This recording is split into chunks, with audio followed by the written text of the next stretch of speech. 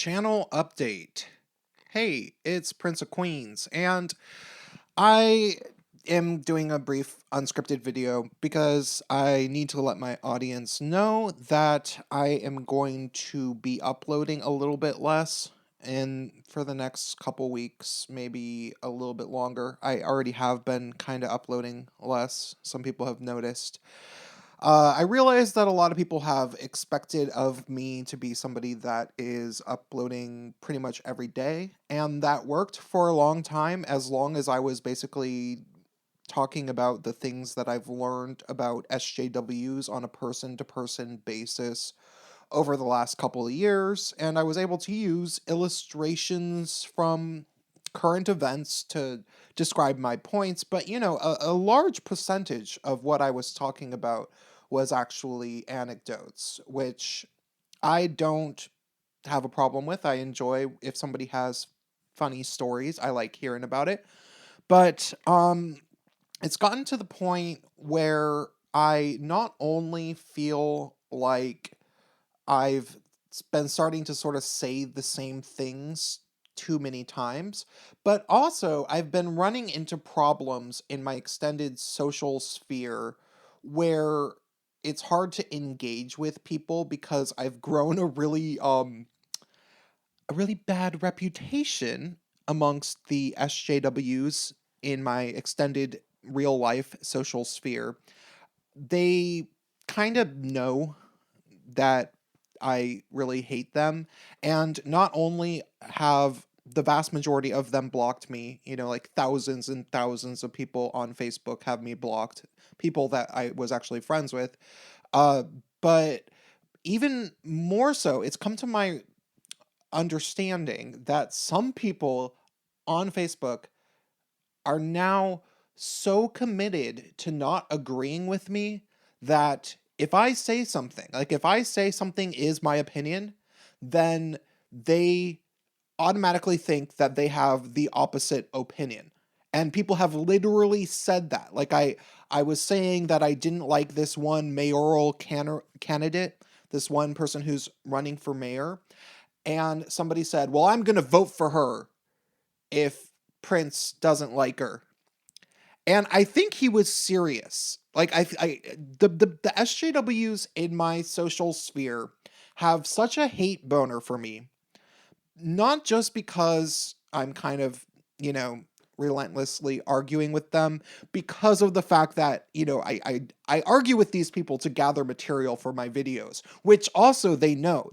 There's SJWs who tell people not to argue with me because the argument might end up in a video, because it's happened a bunch of times, obviously. But even further than that, they have such a hate boner for me. I think because I kind of ended up being right about a lot of things, and SJWs really, really hate to realize that they were wrong. And when they realize that they were wrong, their reaction is to pretend that they weren't wrong. And so there's these people who have just grown such a resistance to me because they've you have to understand the SJW sphere that I live in is or the city that I live in and the sphere of people, they don't know anybody who isn't at least mostly sympathetic to SJW mentalities.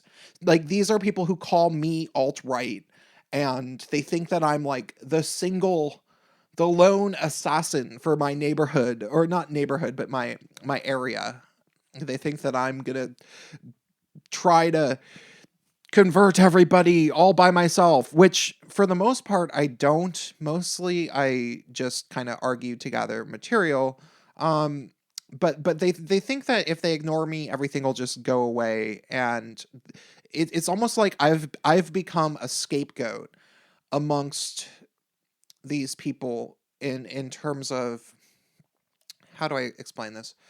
They they want to believe, since I'm the only person who will, very directly and openly criticize feminism unapologetically, they want to believe that I'm the only person who believes this stuff. And As long as I continue to say these things, as long as I continue to do that, they'll be like, oh, that's just Prince again, being Prince. And they'll never have to think about whether or not I'm right. However, I have this feeling that if I just kind of stop arguing with them for a while, they'll be forced to kind of like look around and think to themselves, I wonder if there was some truth to what Prince was saying on Facebook. I wonder, because it's not like there aren't other people saying it out there, but I'm just this person that they have a very negative association with because they've all seen me argue. So I think that I'm doing more harm than good by continuing to argue with these people and gather more material. And what I want to do is I want to give that a little bit of a break. And I also want to read a few books. I am interested in researching feminism in communist movements because I know at least in China, the Chinese communist movement was very feminist. They were very interested in equalizing the sexes. That was a big part of it. And I don't know about Russia. And I don't know about Cuba. I don't know about other fucking places that had communism. So I am gonna, maybe take a trip to the ye old library and ask the librarian. It'll be funny. I'm assuming that the librarians will be feminist women because it's a real life library, and I'm going to be like, I want to learn about feminism and communist movements, and they're going to be like, oh, cool. I have all these books. They won't know why I'm reading them, but yeah, I want to learn about that kind of thing because with the Google development, it seems really interesting how apparently they are actively censoring anything criticizing communism. And I've long had this theory that the way that the American economy, government, the economy and the university systems and employment has developed is functionally rather like communism, if for the most part, in the way that so many people go to university and get in a whole bunch of debt. Very few people get out of it. And the ones that do are usually incredibly career motivated anyway. And so they're going to be contributing. And then the ones who are put in debt often have to take careers that they don't really want.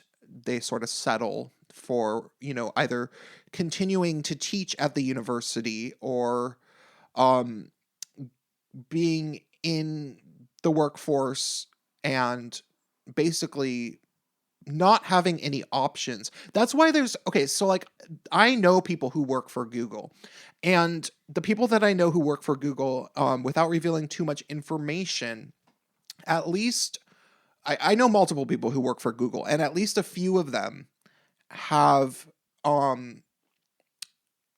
outstanding student loan debt. And I really think that they would never dream of doing something like, writing the memo that the guy did that got him fired because they're so terrified of what might happen if they didn't have that job. And so I think that there's a lot of people who probably feel that way. And yeah, it's really not that far away from communism functionally, even though we don't live in an official communist government. And I want to do a little bit more research around that so I can, come up with one of my Prince of Queens conspiracy theories, or, this is what we know. How hard is it to believe that there's, a little bit something more orchestrating all of it, kind of a thing. But I'm going to have to do some reading. And that's what I did for months when I first discovered YouTube. I sat around and I watched endless videos and did a lot of reading, and I guess I kind of have to do that again a little bit. It's not like I'm not going to be uploading, but I just feel like it's the best thing for me and my channel. And so if you look forward to my videos every day, you're awesome. I couldn't do this without you.